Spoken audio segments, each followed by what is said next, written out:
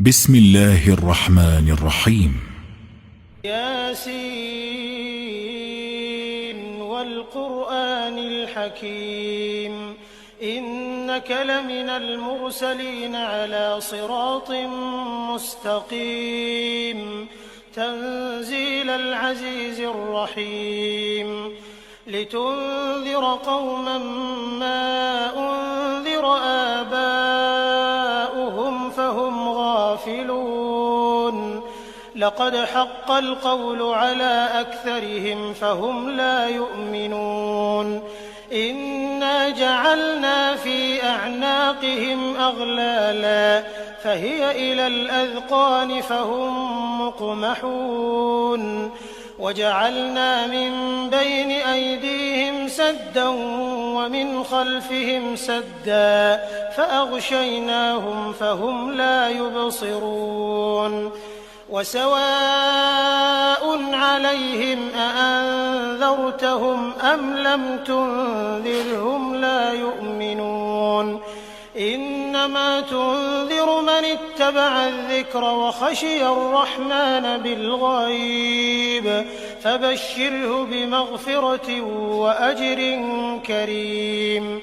إنا نحن نحيي الموتى ونكتب ما قدموا وآثارهم وكل شيء أحصيناه في إمام مبين واضرب لهم مثلا أصحاب القرية إذ جاءها المرسلون إذ أرسلنا إليهم 2 فكذبوهما فعززنا بثالث فقالوا إنا إليكم مرسلون قالوا ما أنتم إلا بشر مثلنا وما أنزل الرحمن من شيء إن أنتم إلا تكذبون قالوا ربنا يعلم إنا إليكم لمرسلون وما علينا إلا البلاغ المبين قالوا إنا تطيرنا بكم لئن لم تنتهوا لنرجمنكم وليمسنكم منا عذاب أليم قالوا طائركم معكم أئن ذكرتم بل أنتم قوم مسرفون وجاء من أقصى المدينة رجل يسعى قال يا قوم اتبعوا المرسلين اتبعوا من لا يسألكم أجرا وهم مهتدون وما لي لا أعبد الذي فطرني وإليه ترجعون أأتخذ من دونه آلهة إن يردني الرحمن بضر لا تغن عني شفاعتهم شيئا ولا ينقذون إني إذا لفي ضلال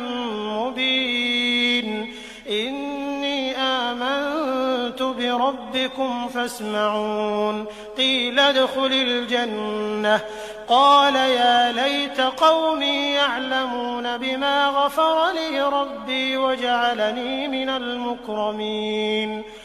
وما أنزلنا على قومه من بعده من جند من السماء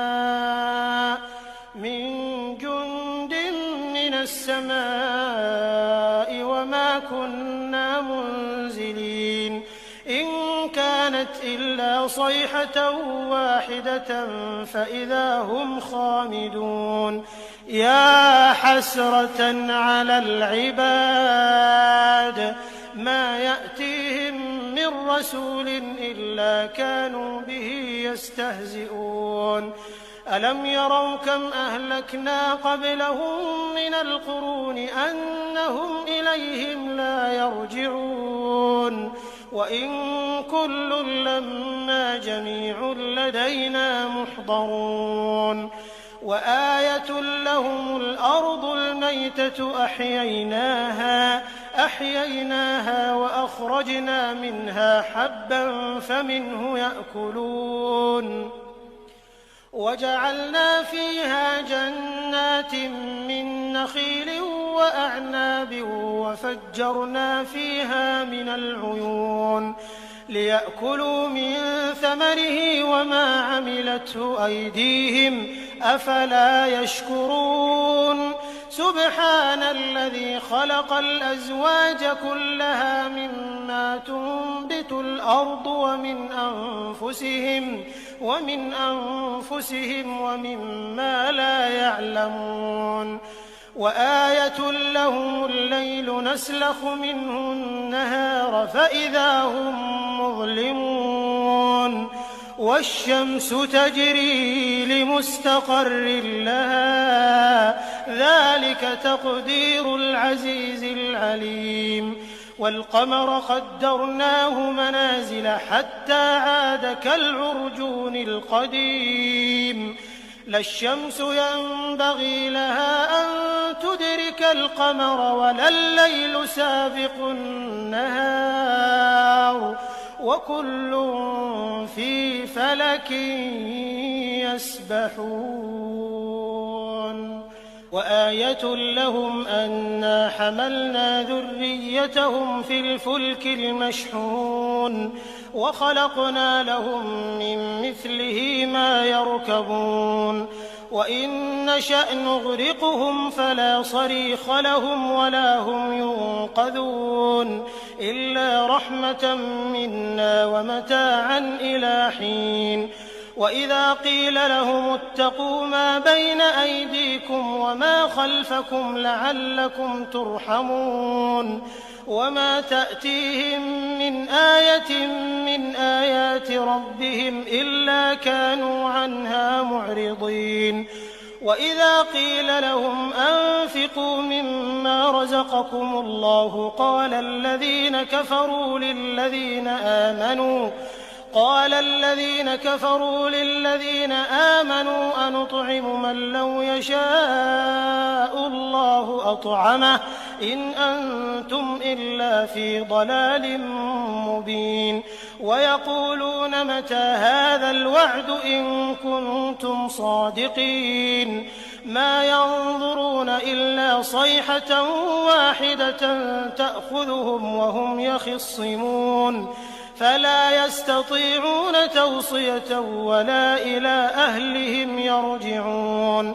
ونفخ في الصور فإذا هم من الأجداث إلى ربهم ينسلون قالوا يا ويلنا من بعثنا من مرقدنا هذا ما وعد الرحمن وصدق المرسلون إن كانت إلا صيحة واحدة فإذا هم جميع لدينا محضرون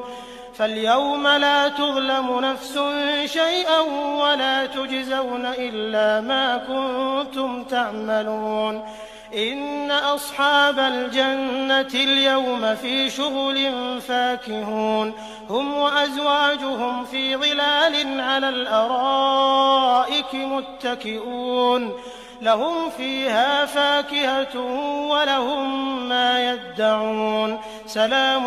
قولا من رب رحيم وامتازوا اليوم أيها المجرمون ألم أعهد إليكم يا بني آدم ألا تعبدوا الشيطان إنه لكم عدو مبين وأن اعبدوني هذا صراط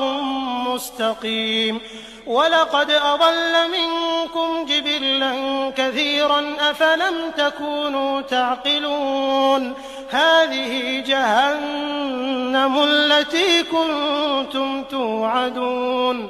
اصلوها اليوم بما كنتم تكفرون اليوم نختم على أفواههم وتكلمنا أيديهم وتشهد أرجلهم بما كانوا يكسبون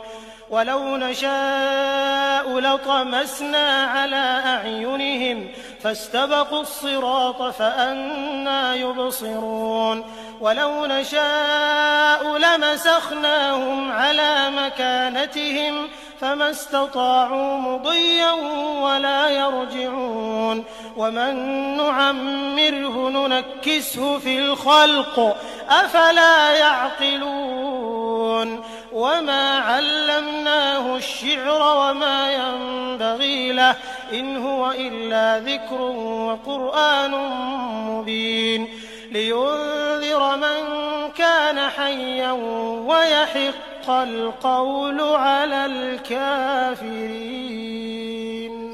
أولم يروا أنا خلقنا لهم مما عملت أيدينا أنعاما فهم لها مالكون وذللناها لهم فمنها ركوبهم ومنها يأكلون ولهم فيها منافع ومشارب أفلا يشكرون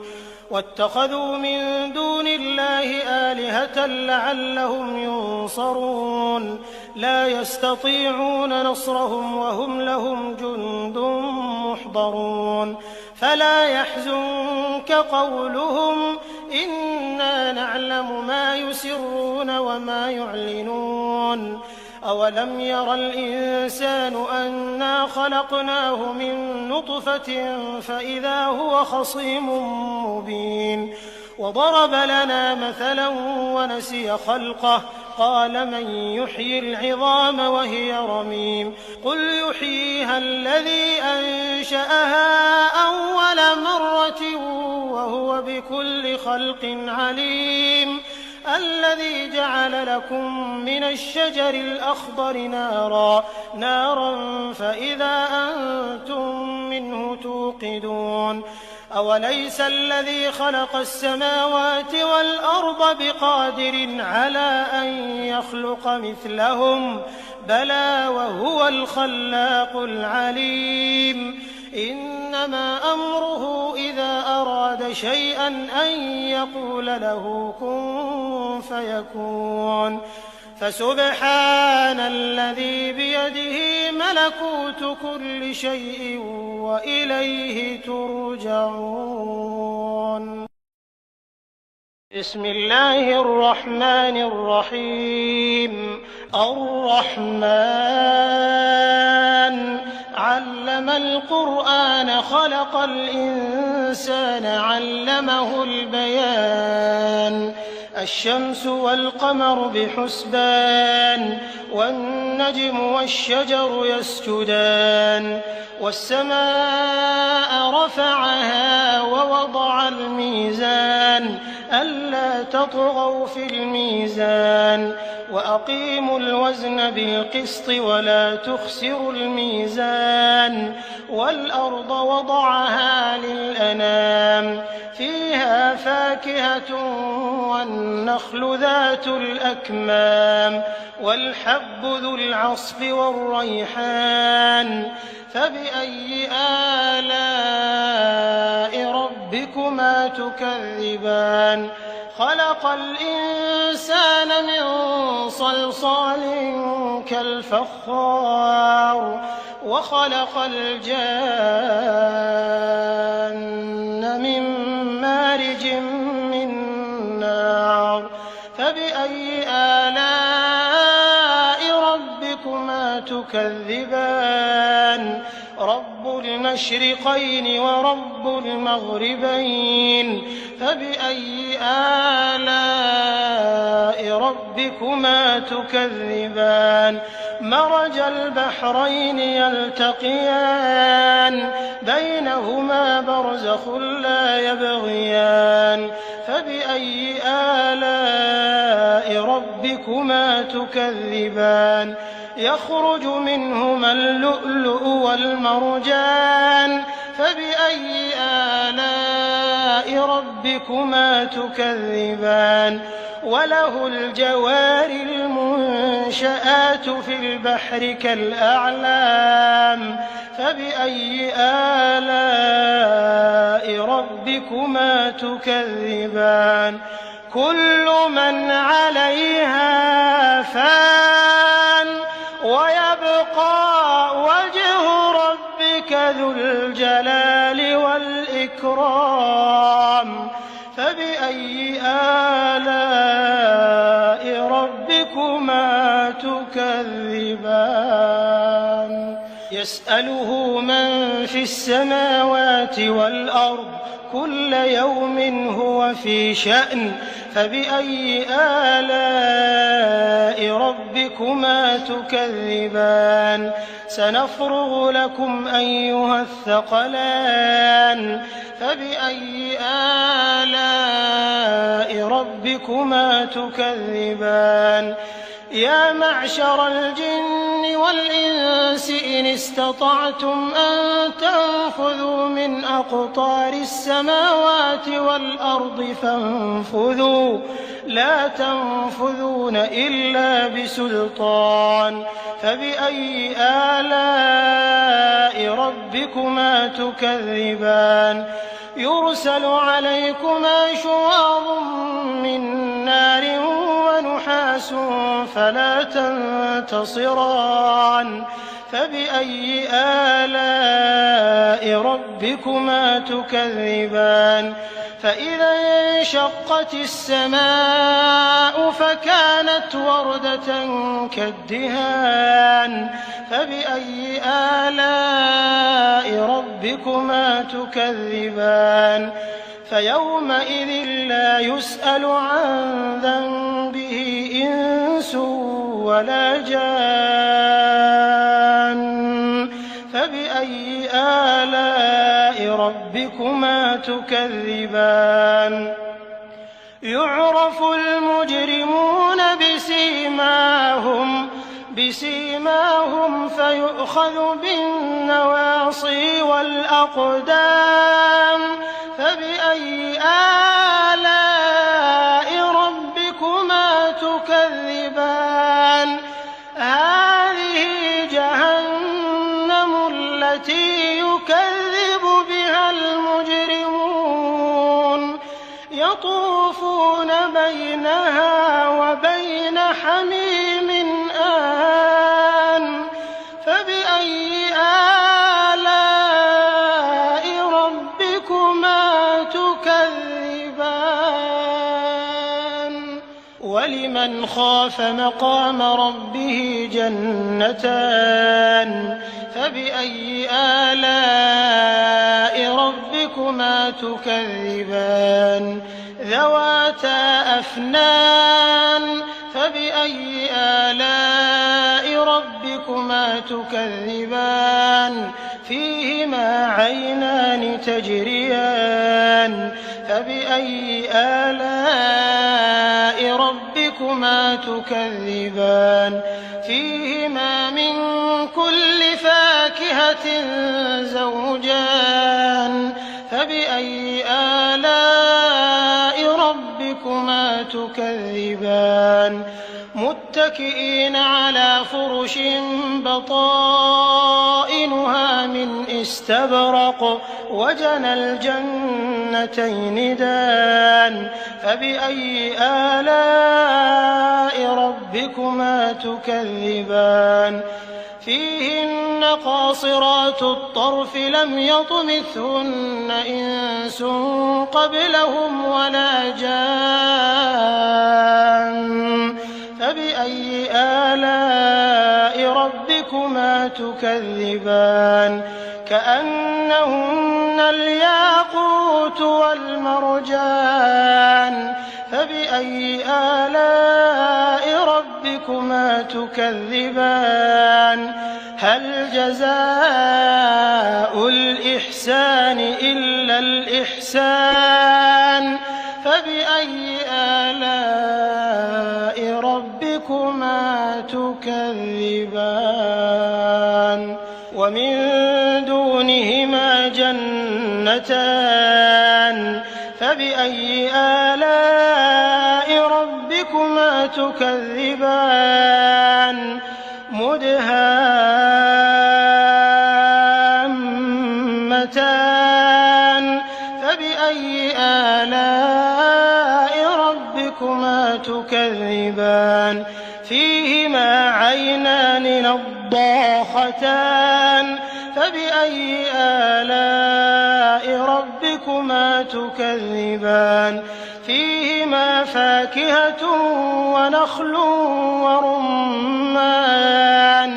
فبأي آلاء ربكما تكذبان فيهن خيرات حسان فبأي آلاء ربكما تكذبان حور مقصورات في الخيام فبأي آلاء ربكما تكذبان لم يطمثهن إنس قبلهم ولا جان فبأي آلاء ربكما تكذبان متكئين على رفرف خضر وعبقري حسان فبأي آلاء ربكما تكذبان تبارك اسم ربك ذي الجلال والإكرام. بسم الله الرحمن الرحيم.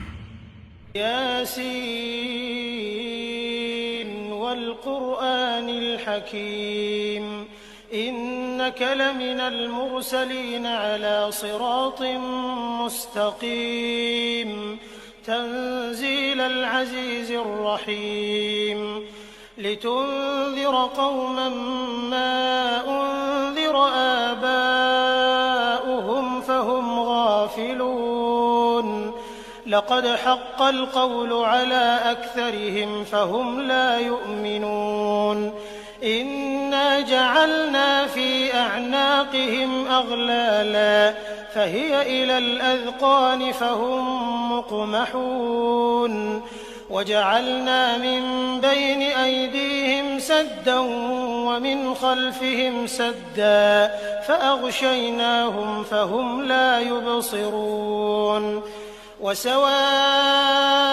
عليهم أأنذرتهم أم لم تنذرهم لا يؤمنون إنما تنذر من اتبع الذكر وخشي الرحمن بالغيب فبشره بمغفرة وأجر كريم إنا نحن نحيي الموتى ونكتب ما قدموا وآثارهم وكل شيء أحصيناه في إمام مبين واضرب لهم مثلا أصحاب القرية إذ جاءها المرسلون إذ أرسلنا إليهم 2 فكذبوهما فعززنا بثالث فقالوا إنا إليكم مرسلون قالوا ما أنتم إلا بشر مثلنا وما أنزل الرحمن من شيء إن أنتم إلا تكذبون قالوا ربنا يعلم إنا إليكم لمرسلون وما علينا إلا البلاغ المبين قالوا إنا تطيرنا بكم لئن لم تنتهوا لنرجمنكم وليمسنكم منا عذاب أليم قالوا طائركم معكم أئن ذكرتم بل أنتم قوم مسرفون وجاء من أقصى المدينة رجل يسعى قال يا قوم اتبعوا المرسلين اتبعوا من لا يسألكم أجرا وهم مهتدون وما لي لا أعبد الذي فطرني وإليه ترجعون أأتخذ من دونه آلهة إن يردني الرحمن بضر لا تغن عني شفاعتهم شيئا ولا ينقذون إني إذا لفي ضلال مبين إني آمنت بربكم فاسمعون قيل ادخل الجنة قال يا ليت قومي يعلمون بما غفر لي ربي وجعلني من المكرمين وما أنزلنا على قومه من بعده من جند من السماء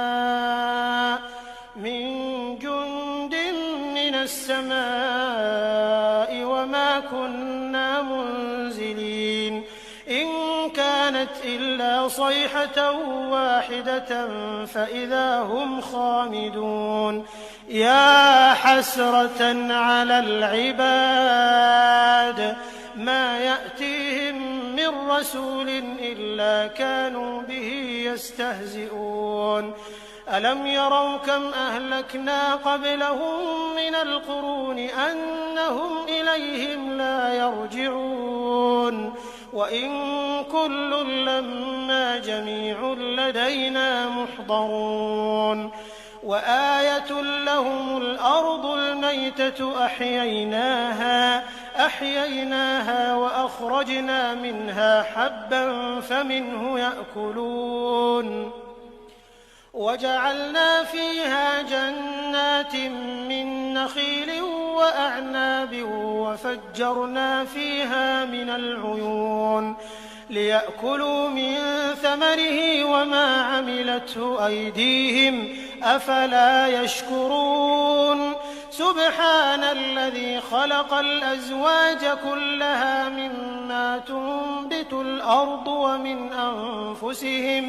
ومن أنفسهم ومما لا يعلمون وآية لهم الليل نسلخ منه النهار فإذا هم مظلمون والشمس تجري لمستقر لها ذلك تقدير العزيز العليم والقمر قدرناه منازل حتى عاد كالعرجون القديم لا الشمس ينبغي لها أن تدرك القمر ولا الليل سابق النهار وكل في فلك يسبحون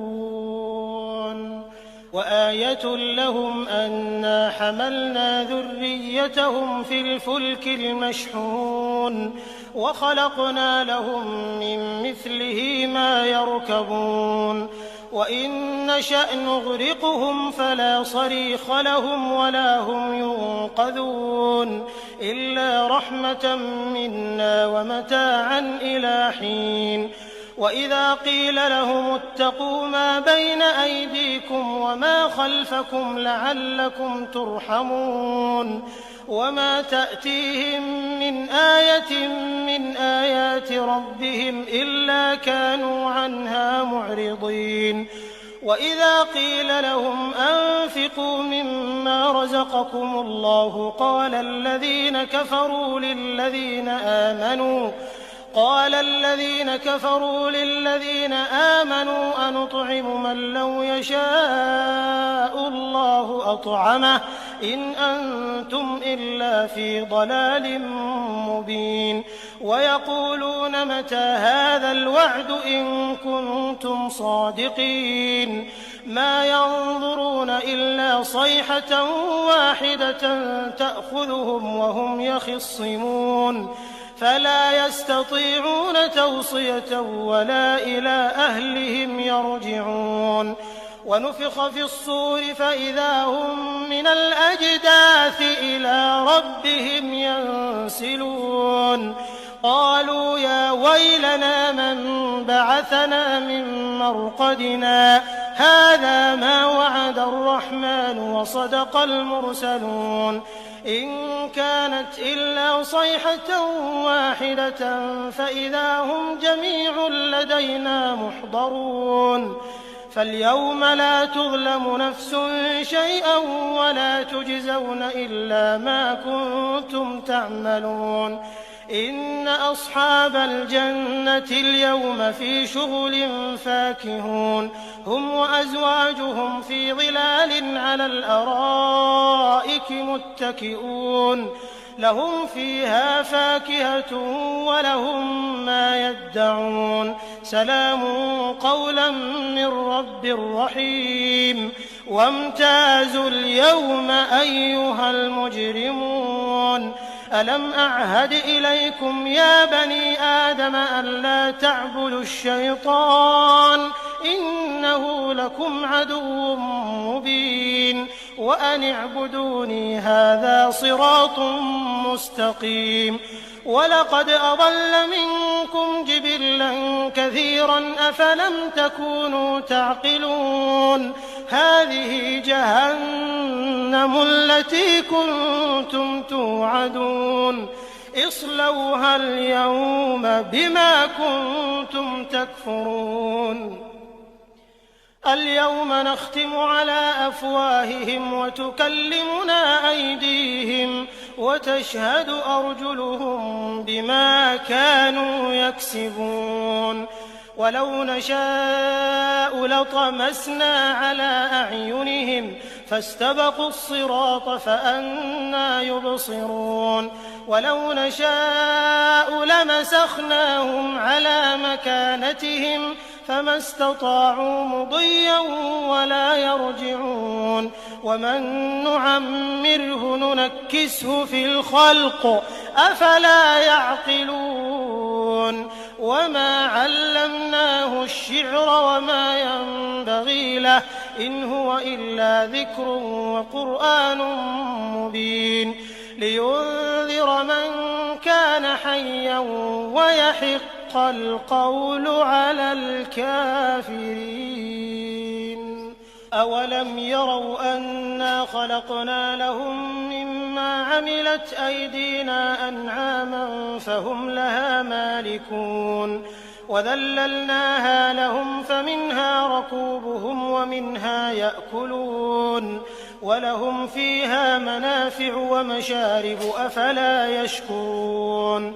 واتخذوا من دون الله آلهة لعلهم ينصرون لا يستطيعون نصرهم وهم لهم جند محضرون فلا يحزنك قولهم إنا نعلم ما يسرون وما يعلنون أولم ير الإنسان أنا خلقناه من نطفة فإذا هو خصيم مبين وضرب لنا مثلا ونسي خلقه قال من يحيي العظام وهي رميم قل يحييها الذي أنشأها أول مرة وهو بكل خلق عليم الذي جعل لكم من الشجر الأخضر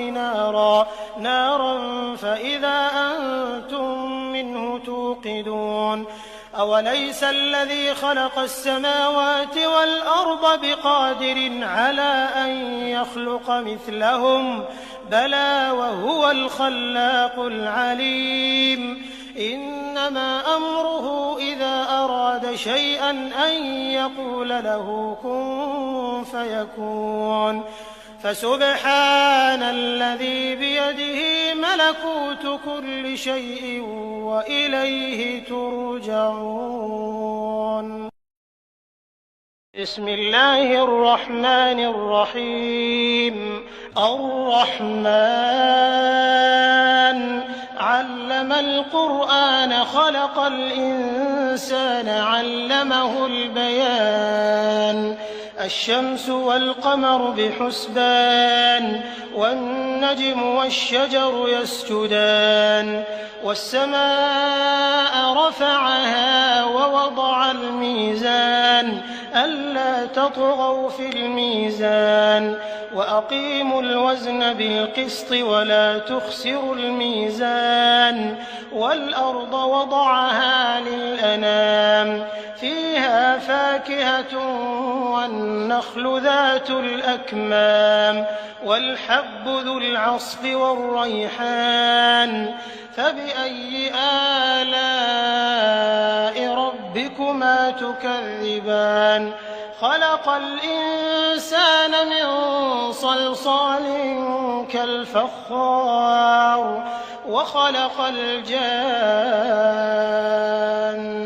من مارج من نار فبأي آلاء ربكما تكذبان رب المشرقين ورب المغربين فبأي آلاء ربكما تكذبان مرج البحرين يلتقيان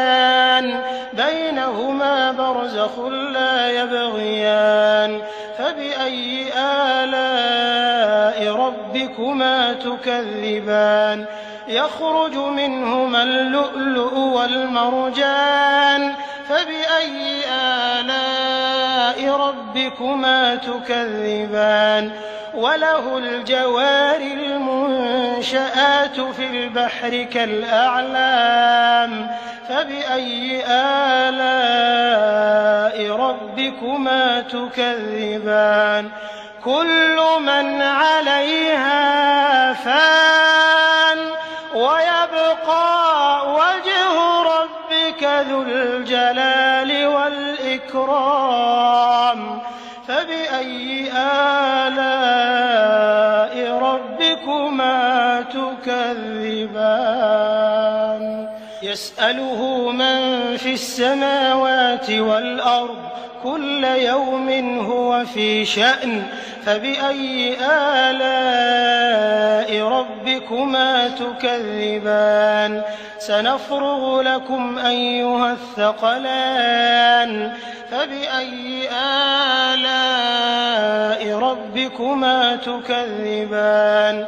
يا معشر الجن والإنس إن استطعتم أن تنفذوا من أقطار السماوات والأرض فانفذوا لا تنفذون إلا بسلطان فبأي آلاء ربكما تكذبان يرسل عليكما شواظ من نار ونحاس فلا تنتصران فبأي آلاء ربكما تكذبان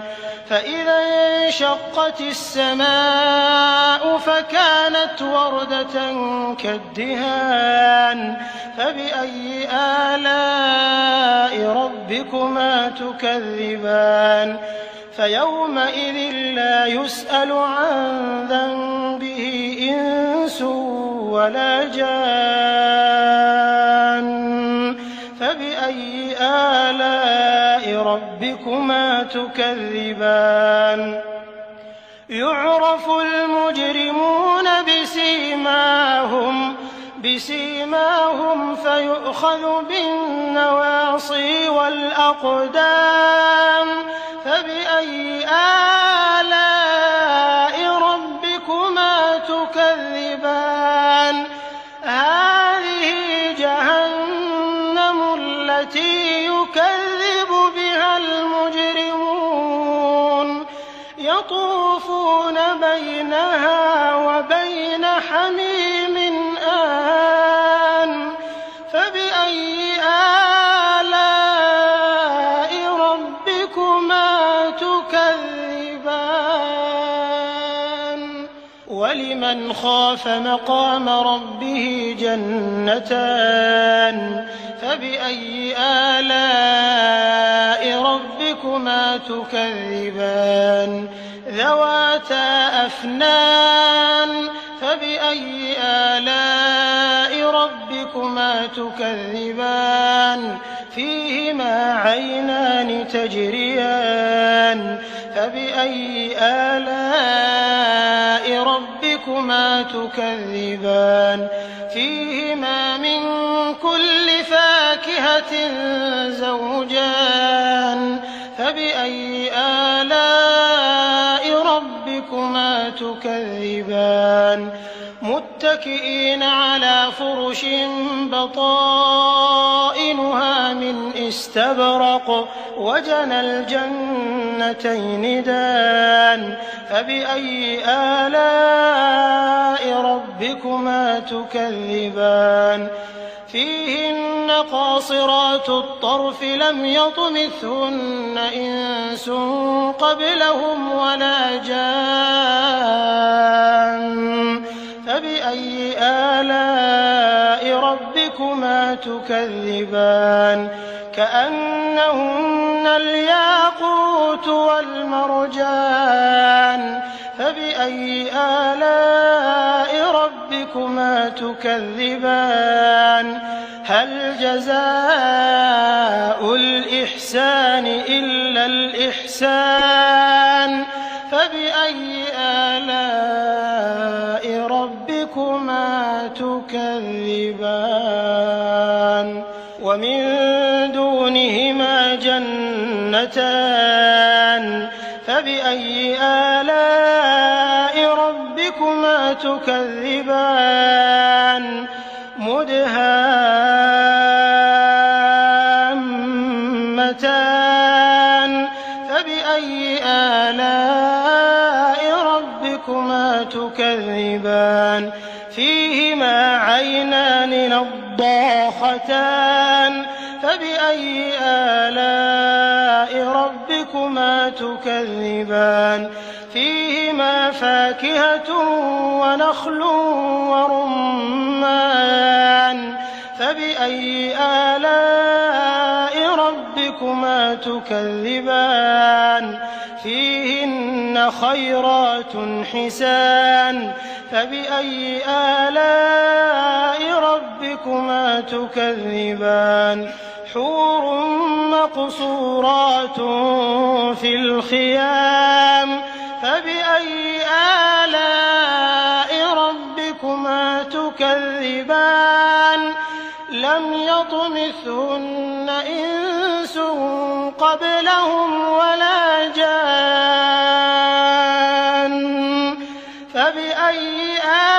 آلاء ربكما تكذبان متكئين على رفرف خضر وعبقري حسان فبأي آلاء ربكما تكذبان تبارك اسم ربك ذي الجلال